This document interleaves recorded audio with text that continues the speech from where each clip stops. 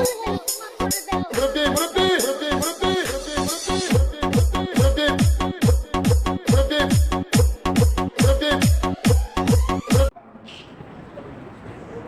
একটা প্রশ্ন আসছে, মাওলানা মোস্তাক ফয়জী পীর সাহেব কোন এক মাহফিলে মুরব্বি বলছেন, কিন্তু এই শব্দ ডিজে গান বানাইছে, এই নিয়ে আপনার মতামত কি? উনি বলছে, কি বলছে?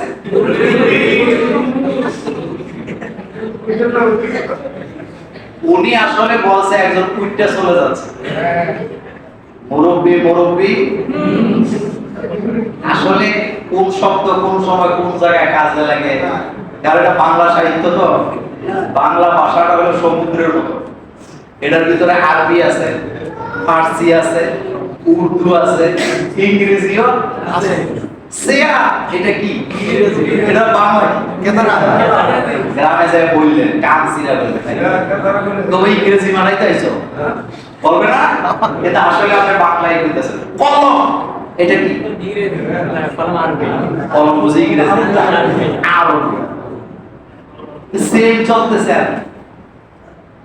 উনি যেটা বলছেন, উনি মূলত মাহফিল থেকে একটা লোক চলে যাচ্ছে, উনি নিজেও জানতেন না ঘটনা এদিকে যাবে, তবে এটা উচিত হয় না, কারো কথাকে আপনি ব্যঙ্গ করতে পারেন না। যতটুকু হয়েছে এবার চুপ, এবার অফ করেন। এটা দিয়ে নোংরা ভিডিও বানানো হয়েছে, কত যে নোংরামি। এখন আবার ডিজে গান বানাইছে, কি এটা? মুরব্বি মুরব্বি, মুরব্বি শব্দটা শ্রদ্ধার জায়গা, এটা ভালোবাসার জায়গা। মুরব্বি রাস্তায় ঘাটে যখন মুরব্বি বাসে উঠে, লোকেরা কয়ে মুরব্বি মানুষ, একটু জায়গা দেয়। মুরব্বি শব্দটা কি ব্যঙ্গ করার শব্দ না মর্যাদার শব্দ? রাসূল সাল্লাল্লাহু আলাইহি ওয়াসাল্লাম বলেছেন, মাল্লাম ইয়ারহাম সাগীরানা ওয়ালাম ইউকার কাবীরানা ফালাইসা মিন্না। যারা ছোট বাচ্চাদেরকে স্নেহ করে না, আদর করে না, মুরব্বিদেরকে সম্মান করে না, তারা আমি মুহাম্মদ সাল্লাল্লাহু আলাইহি ওয়াসাল্লামের উম্মত হতে পারে না।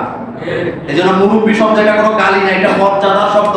এটা আবহমান কাল ধরে মুরব্বিদের, মুরব্বি মানে মর্যাদাশীল ব্যক্তি, মুরব্বি মানে উস্তাদ, মুরব্বি মানে পীর, মুরব্বি মানে মর্যাদার জায়গা ব্যক্তি। সুতরাং এটা নিয়ে আর ব্যঙ্গ করা চাই না, এটা গেছে, এটা পাবে।